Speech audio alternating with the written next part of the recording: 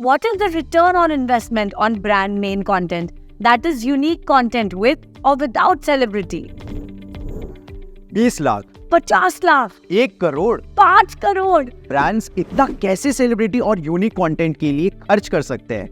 Actual में big brands और कई MSME ब्रांड्स इसके ROI का सीक्रेट जानते हैं और उसी सीक्रेट को इम्प्लीमेंट करके ये ब्रांड्स तेजी से पेनिट्रेशन बढ़ाते हैं और मार्केट में अपनी पकड़ मजबूत कर रहे हैं। Hi, this is Nishad And this is Mahima. We are part of the product visual team of Zoom. अगर सही प्लानिंग की जाए तो यूनिक कंटेंट विद और विदाउट सेलिब्रिटी सक्सेस की एक प्रूवन स्ट्रैटेजी है। लेट्स अंडरस्टैंड ROI का सीक्रेट। मान लीजिए आप नेकेड कंटेंट पे 1 लाख इन्वेस्ट करते हैं। नेकेड कंटेंट वो क्या होता है? नेकेड कंटेंट वो होता है जिसमें आपके प्रोडक्ट एड में product occupies 80% of the canvas.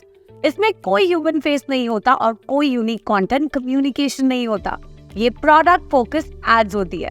Suppose जब आप नेकेड कंटेंट को एडवर्टाइज करते हैं सोशल मीडिया पे या डीलर काउंटर पे और उस एड पे आप 1 लाख रुपए खर्च करते हैं, तब आपको 100 लीड्स मिलती हैं और 10% कन्वर्जन रेट के हिसाब से 10 कस्टमर्स कन्वर्ट होते हैं। अब आपने यूनिक कंटेंट विद और विदाउट सेलिब्रिटी बना लिया। इसके 2 फायदे हैं। First, this is proven universal fact कि यूनिक कंटेंट विद और विदाउट सेलिब्रिटी से लीड कुछ नहीं तो 3x ज्यादा जनरेट होते हैं। कुछ ब्रांड के तो 4x to 5x तक बढ़ते हैं। सेकेंड, ये भी गिवन फैक्ट है कि conversion rate increases by double bye at least for unique content with और विदाउट सेलिब्रिटी। कुछ ब्रांड के तो इससे भी ज्यादा होते हैं। Wow, quite interesting. तो आपके लीड बढ़ के 300 हो गए और कन्वर्जन रेट 20% हो जाता है, तो ओवरऑल 60 कस्टमर्स कन्वर्ट होने लगते हैं। यूनिक कंटेंट विद और विदाउट सेलिब्रिटी से ऐसा क्यों होता है? आइए कुछ एग्जांपल से समझते हैं। मान लीजिए आप अंडरगारमेंट्स खरीद रहे हैं। एक ब्रांड है जिसमें ऋतिक रोशन जी की तस्वीर है, दूसरा ब्रांड है जिसमें राकेश बेदी जी की तस्वीर है और तीसरा ब्रांड है जिसमें ग्राफिक कैरिकेचर है और फोर्थ ब्रांड है जिसमें कोई यूनिक कंटेंट नहीं है।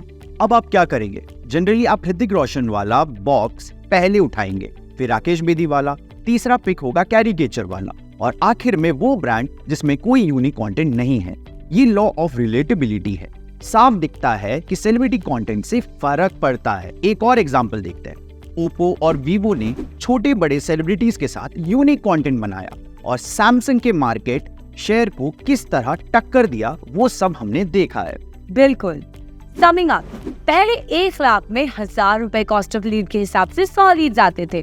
अब यूनिक सेलिब्रिटी कंटेंट के कारण लीड 300 हो गए और कॉस्ट ऑफ लीड कम होके 333 हो गया। कन्वर्जन रेट 20% के हिसाब से 60 कस्टमर्स अब खरीद रहे हैं, तो 10 से 60 कस्टमर जब खरीद रहे हैं, ओवरऑल बिजनेस तो 6 गुना बढ़ रहा है। यही वो मैथमेटिक्स है जिसे पहले बड़े ब्रांड समझते थे और MSME ब्रांड यूज कर रहे हैं। Are you one of them? Here's your ROI. Apart from making money, the brand boosts its brand image also.